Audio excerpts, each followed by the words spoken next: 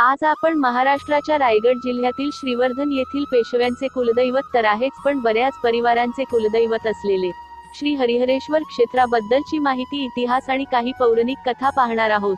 चला तर मग. महाराष्ट्राच्या रायगड जिल्ह्यातील श्रीवर्धन हरिहरेश्वर ही जुळी गावे पर्यटकांत अतिशय लोकप्रिय आहेत.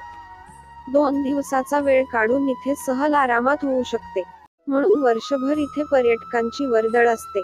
राज्यातूनच नव्हे तर परराज्यातून देखील इथे पर्यटकांचा ओघ सतत येत असतो.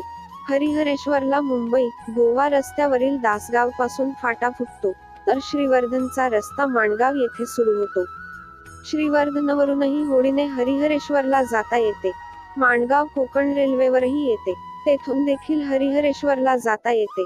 कोकणपट्टीतील एक निसर्गरम्य असे पवित्र तीर्थस्थान.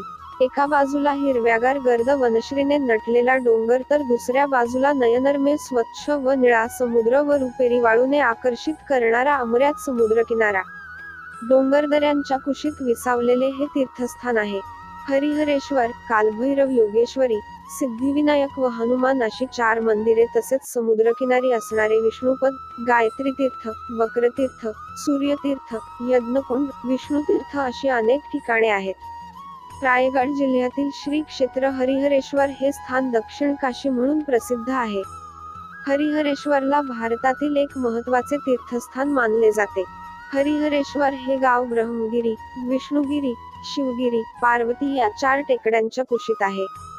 गावाच्या उत्तरेकडे हरिहरेश्वराचे देऊळ आहे. या क्षेत्रास भगवान विष्णूंचा आशीर्वाद मिळाला असल्याचे मानले जाते. यामुळे याला देवघर किंवा देवांचे निवासस्थान असेही म्हणतात. हरिहरेश्वराचे देऊळ बरेच जुने आहे. श्री हरिहरेश्वर हे शिवस्थान पेशव्यांचे कुलदैवत आहे. येथे असलेली काळभैरव आणि श्री योगेश्वरी यांची देऊळ देखील महत्त्वाची स्थाने आहेत. हरिहरेश्वर क्षेत्रातील सर्वात महत्त्वाचे देऊळ काळभैरवाचे आहे. याची एक आख्यायिका अशी आहे की बळी राजाकडून 3 पावले भूमी घेताना वामनाने ठेवलेले दुसरे पाऊल हरिहरेश्वरापासून सुरू झाले. दुसरी आख्यायिका अशी आहे की अगस्ती मुनी शांततेच्या शोधात भ्रमण करत होते, तेव्हा हरिहरेश्वरातील 4 स्वयंभू लिंगांच्या दर्शनाने त्यांचे मन शांत झाले. ठिकाणी अगस्ती ऋषींनी यज्ञ केला होता असेही सांगतात.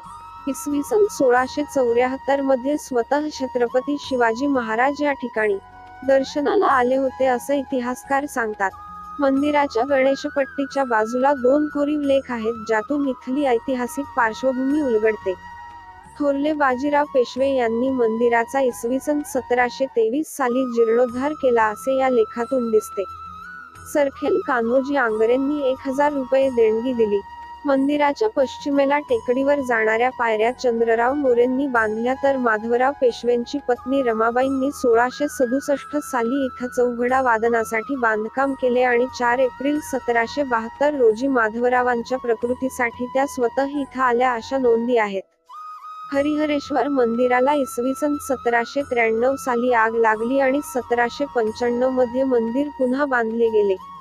पेशवे काळात मंदिराला खर्चासाठी 1152 रुपये दिले जात असत. 1981 मध्ये ही रक्कम वाढवून 3000 केली गेली आणि चौघडा वादनासाठी रायगड जिल्हा परिषदेने 5000 रुपये अनुदान निश्चित केले. अनेक कुटुंबांचे हरिहरेश्वर कुलदैवत असल्याने त्यांच्यासाठी हे ठिकाण विशेष महत्त्वाचे ठरते. कोणकोणत्या परिवारांचे हरिहरेश्वर कुलदैवत आहे ते आपण फोटोच्या माध्यमातून पाहू. तर असा आहे हरिहरेश्वरचा इतिहास आणि कथा. ही माहिती तुमच्यापर्यंत पोहोचवण्याचा छोटासा प्रयत्न या व्हिडिओच्या माध्यमातून केला आहे, तर कृपया आपल्या व्हिडिओला लाईक करा, शेअर करा, सबस्क्राईब करा. भेटूया पुढील व्हिडिओत. धन्यवाद.